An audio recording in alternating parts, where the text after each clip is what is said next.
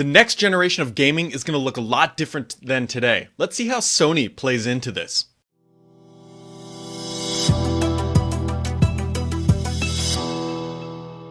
What's up, everybody? Brad here, back again, wrapping up the next-gen gaming analysis, and today we're going to be talking about Sony. And if you haven't caught any of the other videos, you can check them out in the description below. But Sony is the juggernaut in the room, if you will, because they have owned the current traditional console sales, and we're gonna talk about how they play into the next generation of gaming, because it's going to look different than today. And as we've done with other companies, we're going to look at cloud technology, fan base, IP services, and of course, hardware. So let's just kick it off with the cloud, shall we? This is probably Sony's weakest part of the entire next-gen gaming strategy, mostly because they're going up against companies like Microsoft, Amazon, and Google, who all own the cloud. Those are the three major players. Sony doesn't have the infrastructure capacity that any of these players have. And because of that, that means they are either leasing, which means giving money to those companies, or they're going to have to build out their own infrastructure to try and compete, which is very expensive. Now, Sony already does have some online services, but it's not all fully running on their own hardware. And because of that, I'm going to give Sony a C.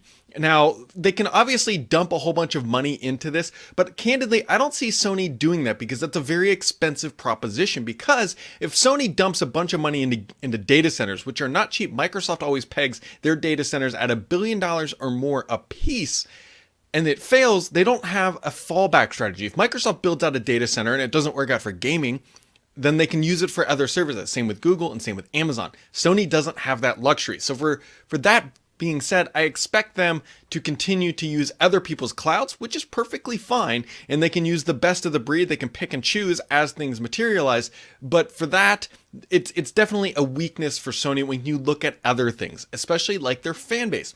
Sony's fan base is extremely loyal. They love to throw rocks at other people, just like the Xbox camp will throw them right back too. But Sony has done an excellent job of stoking the fires of their fan base. Now, they're not going to E3 this year, which is a little odd, but I suspect they have something else up their sleeve going on for that. And they have that legacy as well. They have decades of fans. I think everybody remembers playing Crash way back on the early PlayStations, that little orange little guy just running around. I remember playing hundreds of hours into that with friends and family, for that matter. And the loyalty has spanned generations, and Sony has done a good job. It's very easy to give Sony an A for their fan base. They know what they're doing. They've got it worked up, and that's that. And then on the IP side, now with Nintendo, I said that Nintendo had the strongest set of IP in the industry, and I believe that. But Sony is not far behind with things like Spider-Man, Bloodborne. They've got some Final Fantasy games, God of War, a whole bunch of other titles, and the list goes on and on. The only difference between them and basically Nintendo is Nintendo kind of has that really well-known with the entire world. Like, everybody knows what Mario looks like. Does everybody know what God of War looks like? No, not so much. But for that, you still got to give Sony an A. They have the best IP. That is what allowed them to walk basically all over the Xbox, because Microsoft was basically focusing on a media console instead of a gaming console on day one, and that is why Sony outsold them nearly 2-1 over the Xbox. So on the IP side, very clearly an A. Now, on the services side, Sony has gotten their act together. They had some struggles. They also got hacked. But they had some struggles early on, but they've really come around. With PlayStation Plus being at $60 a year plus 2 games free just about every single month, Sony has done a good job of building an online platform, and it clearly is much better than Nintendo. We know it's better than Google's, better than Amazon's, it's better than Apple's.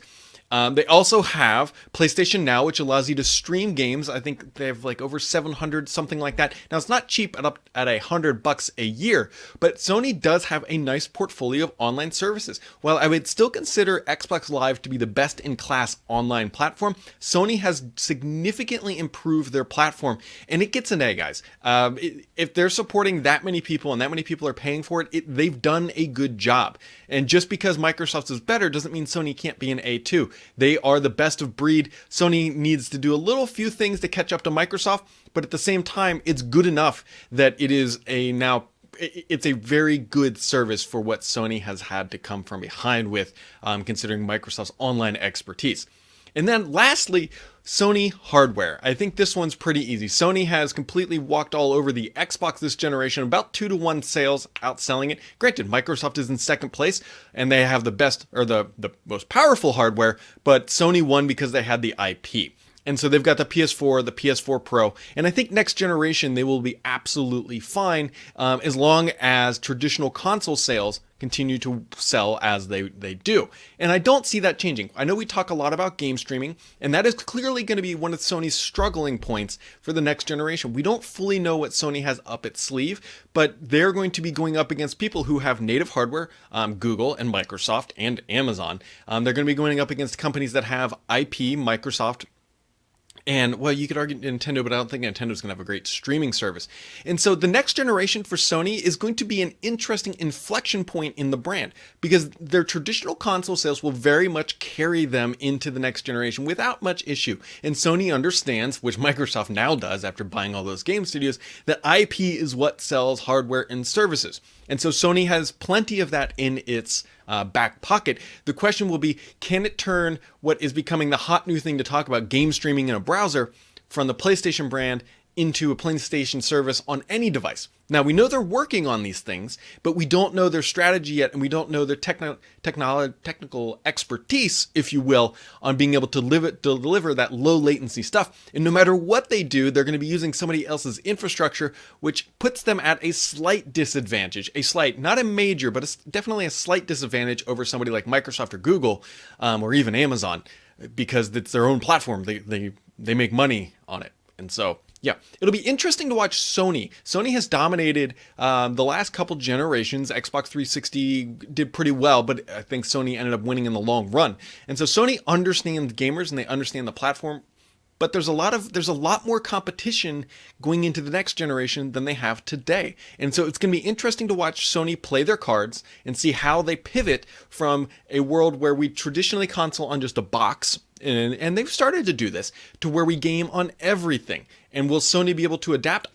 Most likely, but we don't fully understand their strategy yet because they haven't fully announced it. We know they're going to have a traditional console. That is not even a question. The question becomes, can they adapt to compete with the Googles, the Microsofts, and the Amazons of the world going forward?